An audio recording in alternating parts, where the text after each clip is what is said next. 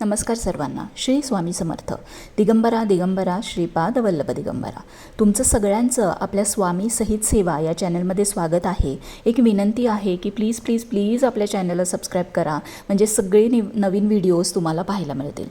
तर उद्या एक दुर्मिळ योग आहे, ते म्हणजे मार्गशीर्ष गुरुवार आणि त्यात अमावस्या पण आहे. तर उद्या काय काय सेवा करायची आहे ते आपण लास्ट व्हिडिओमध्ये पाहिलेलंच आहे. तुम्ही जर बघितलं नसाल तर आपल्या चॅनलला जावा आणि लास्ट व्हिडिओ तुम्ही बघू शकता. तर आज म्हणजे बुधवारी, आज रात्री 8:11 अमावस्या सुरू होत आहे. ती उद्या संध्याकाळी 5:15पर्यंत. तर बघा, ज्या घरामध्ये खूप कटकटी होतात, खूप भांडणं होतात, घरी लहान मुले असतील तर ती कधीकधी खूप रडतात, विनाकारण त्रास देतात, त्यांना दृष्ट लागते, तुम्हाला असं जाणवतं की घरात खूपच नेगेटिव्हिटी आहे, विनाकारण नवरा बायकोची भांडणं होतात, पैसा येतो पण तो टिकत नाही आणि तो खूप खर्च होतो. तर तुम्ही आज रात्री 8:30 वाजता एक उपाय करायचा आहे.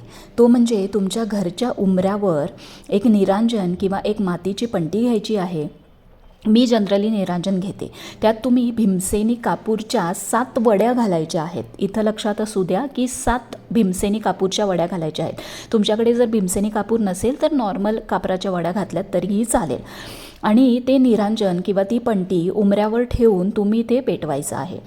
ते पेटवताना एक एक वडी तुम्ही घालायची आहे. पूर्ण 7 एकदम नाही घालायच्या आहेत. एक वडी पेटत आली आणि संपत आली की दुसरी वडी, असं त्याला विजू द्यायचं नाही. कंटिन्युअस 7 वड्या तुम्ही घालायच्या आहे. ते पेटवताना तुम्हाला म्हणायचं आहे की घरातील सर्व इडापिडा, नेगेटिव्हिटी, वाईट शक्ती, कटकटी सगळ्या निघून जाऊन देत, आमच्या घरी शांतता आणि सुख नांदून देत. तुमच्याकडे भीमसेनी कापूर नसेल तर साधा कापूरसुद्धा चालतो. तर हा उपाय तुम्हाला आज रात्री म्हणजे बुधवारी रात्री 8:30 वाजता करायचा आहे. बरं, ज्या मुलांना खूप दृष्ट लागते किंवा खूप सतत रडत असतात, त्रास देतात किंवा खेळता खेळता एकाच जागेवर खूप पडतात, तर त्यांच्यासाठी हा एक उपाय तुम्ही करायचा आहे.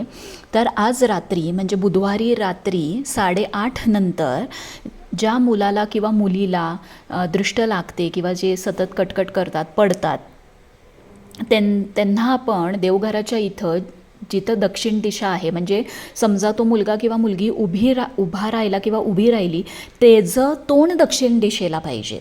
सो असं ह्या तऱ्हेने तुम्ही त्यांना उभं करा. तुम्ही समोर उभं राहायचं आहे त्यांच्या.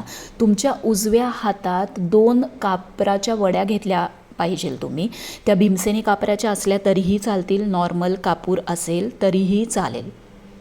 उजव्या हातात 2 कापराच्या वड्या घ्यायच्या आहे आणि त्या क्लॉकवाईज, म्हणजे घड्याळाचा काटा जसा फिरतो तसं क्लॉकवाईज तुम्ही त्यांच्या डोक्यावर 5 खेपा क्लॉकवाईज असं केलं पाहिजे आणि 5 खेपा अँटी क्लॉकवाईज.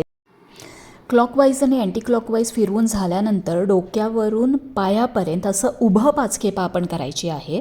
आणि त्याच्यानंतर दृष्ट काढताना म्हणायचं आहे की घरातली दृष्ट, बाहेरची दृष्ट, झाडापेडांची दृष्ट, भूताखेतांची दृष्ट, कोणाची पण दृष्ट लागली असेल तर ती जळून खाक होऊन जाऊन देत. तो कापूर आपण एका पंटीमध्ये किंवा निरांजनामध्ये पेटवायचा आहे. त्याची जी खाली काळं जे राख उरेल किंवा काळं जे उरेल ते आपल्या बोटांनी आपल्या मुलांच्या तळपायाला लावायचं आहे आणि त्यांना हातपाय धुवून स्वामींचा अंगारा लाव म्हणून सांगायचं आहे. तर उद्या सकाळी हळदीचं लेपन करायचं आहे. त्याच्यानंतर मेन डोर पुसून घ्यायचा आहे. त्याला छान आपण स्वस्तिक काढायचं आहे, उदबत्ती दाखवायची आहे, दिवा दाखवायचा आहे. गॅस शेगडी पुसून तेथे स्वस्तिक काढून आपण एक दिवा प्रज्वलित करायचा आहे अन्नपूर्णा मातेसाठी. नंतर देवघर आपण स्वच्छ करायचं आहे. देवांना छान गंगाजलाने किंवा पंचामृताने आंघोळ घालायची आहे.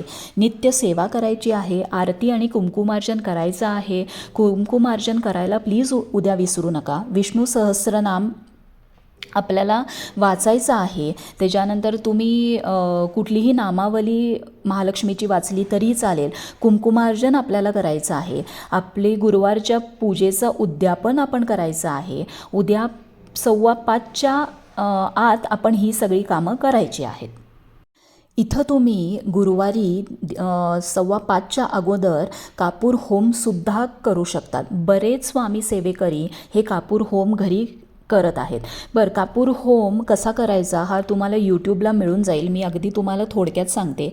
इथे तुम्हाला सोललेला नारळ घ्यायचा आहे, ज्याच्या शेंड्याचं तोंड देवाकडे असावं. त्याच्यावरती भीमसेनी कापूर एक एक वडी असे 7 वड्या तुम्हाला त्या कापरावर जाळायच्या आहेत.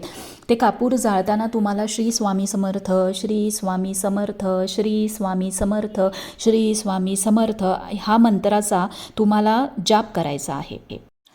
तुमच्या 7 वड्या संपल्यावर म्हणजे जाळून झाल्यावर तुम्ही स्वामींना मुजरा करून प्रार्थना करायची आहे की आमच्या घरातील इडापिडा, नेगेटिव्हिटी, दारिद्र्य, कटकटी निघून जाऊन दे आणि सुख शांती नांदून देत.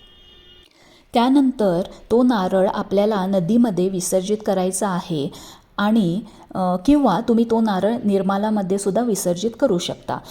तर हे उपाय आणि सेवा आणि दान तुम्ही आज आणि उद्या नक्की करा आणि मला कमेंट बॉक्समध्ये सांगा की तुम्ही कुठल्या सेवा आणि उपाय केले आहेत.